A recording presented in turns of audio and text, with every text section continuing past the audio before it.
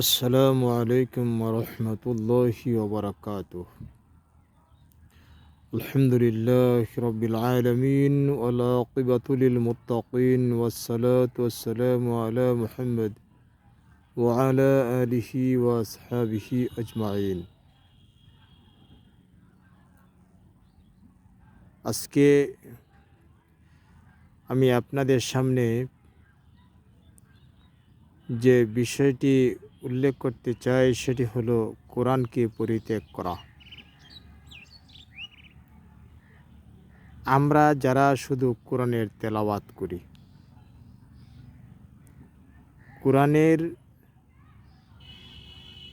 তিলাওয়াতের মাধ্যমে, হিফজের মাধ্যমে আমরা নিজেদের কাজকে গুটিয়ে রাখি।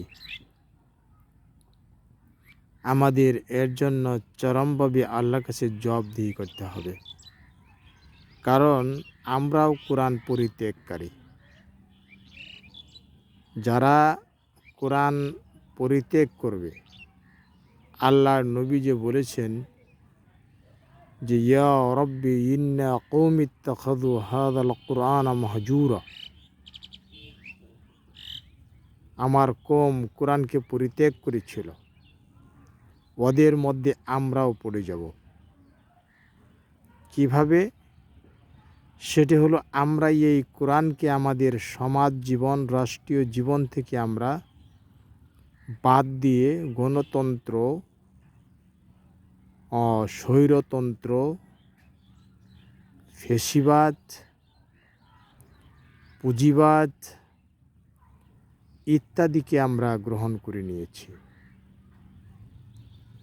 আসলে মুসলমান হিসেবে আমাদের উচিত ছিল কোরআনকে সামনে নিয়ে অগ্রসর হওয়া। তাই আজ আমাদেরকে এই কোরআনের পরিপূর্ণ সংরক্ষণ, হেফাজতের জন্য, হামলের জন্য কোরআনকে ব্যক্তিগত পর্যায়ে, পারিবারিক পর্যায়ে, সামাজিক পর্যায়ে, রাষ্ট্রীয় পর্যায়ে এটাকে সর্বস্তরে সুপ্রতিষ্ঠিত করার জন্য প্রচেষ্টা চালাতে হবে। এই জ্ঞানটুকু যাদের নেই, আমি মনে করি তারা মূর্খ, তারা অজ্ঞ, তাদের কিছু বোঝার মতো ক্ষমতা আল্লাহ দেয় নাই। যারা এর বিরুদ্ধাচরণ করবে তারা আবু জেহেল, আবু লাহাবের সম্প্রদায়ের লোক।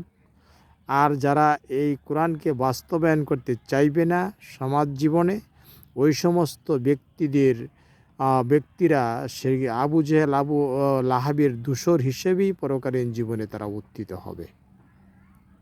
তাই আমরা আর বিলম্ব না করে আসুন কোরআন এবং সহিহ সুন্নাহ এটাকে সমাজ জীবনে বাস্তবায়নের জন্য, এর নূর এবং আলোক চতুর্দিকে ছড়িয়ে দেওয়ার জন্য আজকে আমরা ঐক্যবদ্ধ হই, আমরা কাজ করি। শিরক এবং বিদআতকে পরিহার করে আমরা আমাদের সমাজকে কোরআনের নূরে, কোরআনের আলোকে আলোকিত করি। আসসালামু আলাইকুম রহমতুল্লাহ।